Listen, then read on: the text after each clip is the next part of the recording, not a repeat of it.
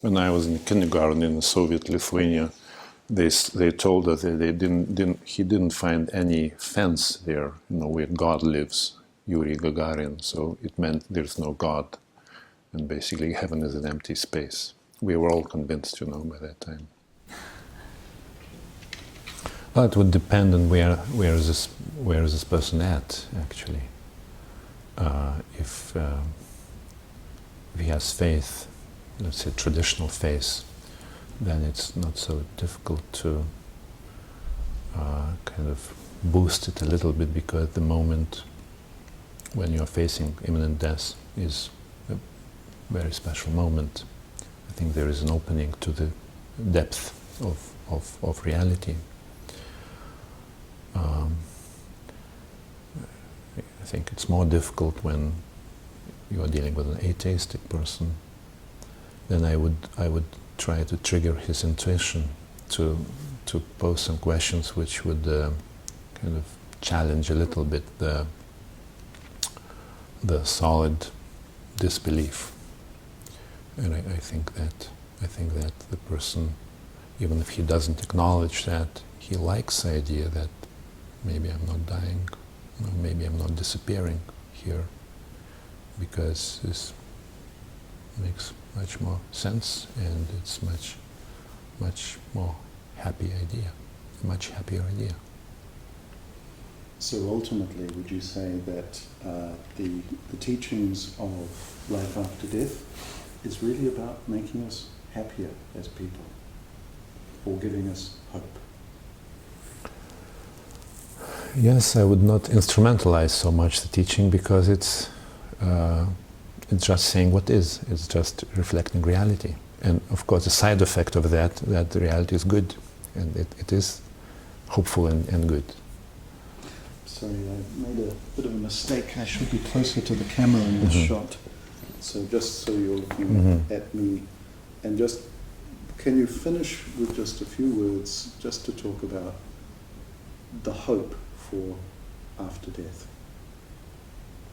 Well, it's very beautiful, I'd say, and it makes us joyful. Of course, what comes to my mind is Père Thomas Philippe, a theologian, a brother of the founder of Community of St. John, brother of Marie-Dominique Philippe.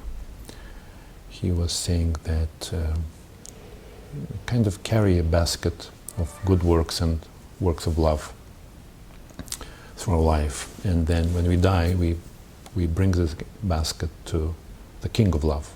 So we meet with love itself, which is God and Christ, so that death is the highest point of our life.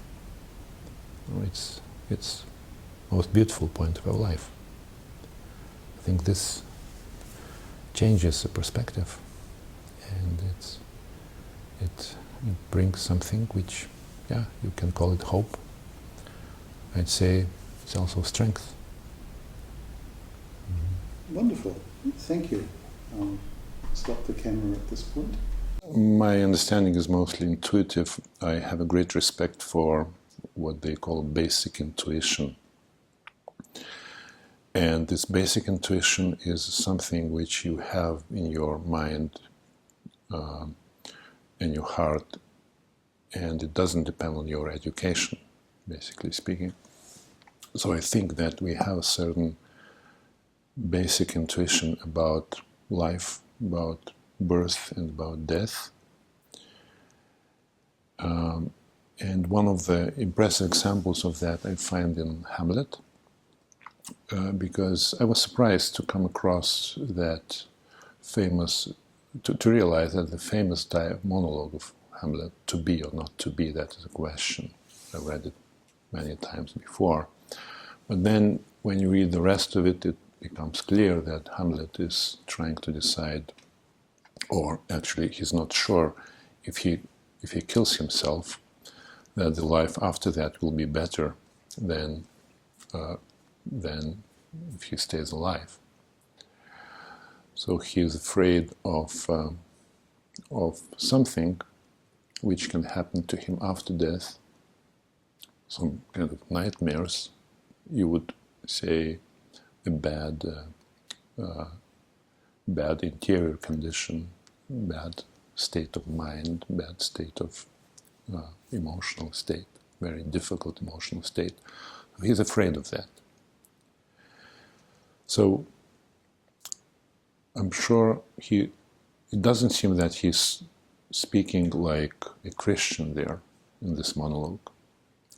I think he's speaking from his basic intuition that life can't end so simply, that it's just death and everything disappears. Also, Wilhelm Goethe, great German poet and writer, had also this intuition. He once said that, well, I can't imagine that my whole personality, my whole feelings and thinkings, it's a whole world which I have in myself, that this just can stop abruptly and with no continuation. Seems illogical. So I think it's deeply illogical to think that life ends at the moment of death, because then life doesn't make much sense. What do you live for? Not to die? Well, of course, I would say yes, because when you die, you basically come to a point of a new beginning, and your whole life has a meaning because of that, in a way. That's why philosophers would always say that the best way of living is to get ready to die. So I think this is not, I'm not speaking from a religious point of view here, not as a Catholic, but I think I'm speaking just as a human being. And I think that we have examples, and we have many people in history who are aware of this richness of life, which includes life after death. Exactly, I think this is very much a very big need. Right, I think, I'm not so sure psychology has dealt very much with that. Perhaps, if you'd read Elizabeth Kubler-Ross, then you would find something there. But what comes to my mind first is Martin Heidegger, with this Sorge, notion of Sorge, basic anxiety.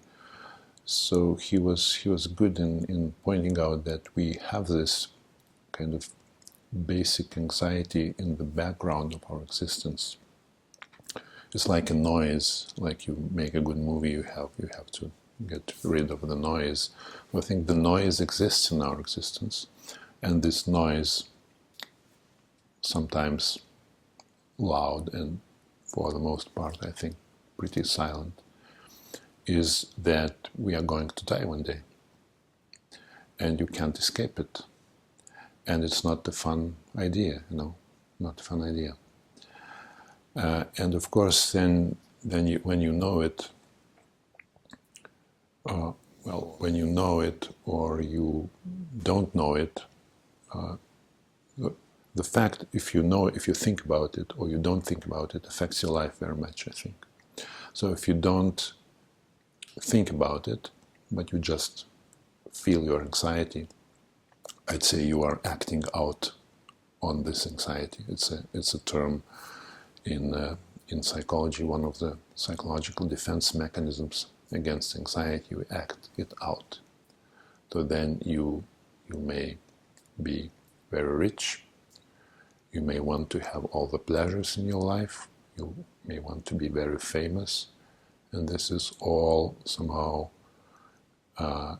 supposed to be working against this tragic fact of your life, because you're going to die one day. And of course, doesn't heal you very much. So in some sense, I think it's much better to be aware of that, to know, well, there is beginning of life, there is the end of life, and to be, in a way, to be faithful to your heart, which doesn't want to perish, and it knows that you don't perish. The basic intuition says to you, as in the case of Hamlet, that it would be meaningless. The whole thing would be meaningless if this is just a grave, a dark grave with nothing. Even that we can't imagine, because it's not a nothing, it's a darkness. So it's something, So what is nothing? You can't tell what is nothing. Seems to me this is very deeply rooted in our just understanding of reality. Well, that of course is a great mystery, and I'm afraid of death in the sense that I know this is a big event. It's a big event. It would be like falling into an abyss, but I know that it's better than that because there is God. If there would be no God, I would see myself as falling off a cliff. But there is God. So, and I know it will be very powerful. It's very powerful, I think, encounter. And I must say that most of my understanding about death comes from my nightlife. Meaning, not in the bars of Vienna, but in my bed. Because at night is the time where God speaks to man. You have it in the book of Job, you have it in the Psalms. And I have this very lively experience of spiritual reality during the night. And as a psychiatrist, I'm interested in dreaming and in the different phases of dreaming. So there are basically two phases of sleep, non-rapid eye movement phase and rapid eye movement phase. And the dreams are different, they have their own qualities. But I must say, I believe I had many experiences. It's kind of daily stuff or nightly stuff, how would you say it, which shows, which gives me the experience of the other dimension of the world, which is immaterial, with its laws and its life, and it's of course connected to this life, but also there is presence of the life beyond this life. And perhaps the most impressive experiences of this kind would be when you are given by God, I believe, a possibility to be in contact with the deceased. And I know this is a very fine line between the New Age kind of magic experiments, like you can read Carlos Castaneda, American anthropologist, and do some tricks with your dreaming and do something when you are asleep. And I think I wouldn't go for that. I think this is a realm where you humbly accept what is given to you and not construct your own little mechanism there. But yeah, I must say, as a person, I experienced this is part of my life, important part of my life. It's a fine line here. I wouldn't go for doing something with that. Like a bad example of that would be your wish to communicate with the souls which are not here.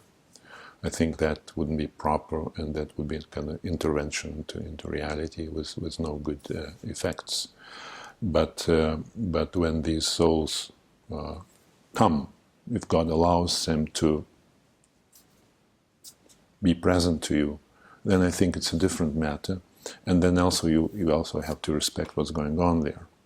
I think sometimes a soul can want too much of contact, and you have to pray for it, that it doesn't interfere too much in this business here, because it has its own business to do now, and maybe she comes to you, the soul, in order to be helped for that. So I think this is a difference. You have to respect spiritual reality, not to... I would be suspicious about doing something. Of course, it's very fun, you can think you have qualities and you have abilities and mystical, you are better than others, no superiority driving. If you have a bit of inferiority complex, then you may want to be a little bit mystical personality and impress people with that and that, and I was doing that and that. I think it's rubbish. But of course, life is rich. Well, I think I'll be around in a way. You know, my family. I'll be helping them. Maybe I'll need some help from them, I suppose. But and this is one part of how I see it and kind of know it. Seems to me. That's how it seems to me. Yeah. Then there is another part which I don't know so well, because I think it's much beyond what you can know. What I can know is much beyond. So I know this much beyond, much bigger thing exists. What is it? I don't know. I think it's very good, of course. I think I would like to talk about people in old age, and that I see a lot of difference with those who believe in God and believe in afterlife, and those who don't, or their faith is weak. I must say that I've met joyful people in their old days who aren't afraid of death in a simple sense of, because the fear is natural, there is a natural part in fear because this is very great. You are facing a great energy of God, I would say, it seems to me. So there is something like you're coming to a great light. You have to be not burned there. So, but they don't have this simple fear, which comes from just imagination that there is no life after death. So they are joyful and peaceful. And with in other cases, when there is no faith, or the faith is very weak, the old days can be very sad, and there is restlessness, and there is, in a way, unwillingness to die, and kind of holding to life, grasping life, and not wanting to let it go. Although the time comes, and there is a lot of suffering in it, because I think of this insecurity of what happens, and of this there is of lack of perspective. So I think when I think about all the years in man's life after 70, I think that understanding of life in its fullness, that death is not the end, makes a very big difference to the person's, I would say, psychological equilibrium, also his psychological state of mind.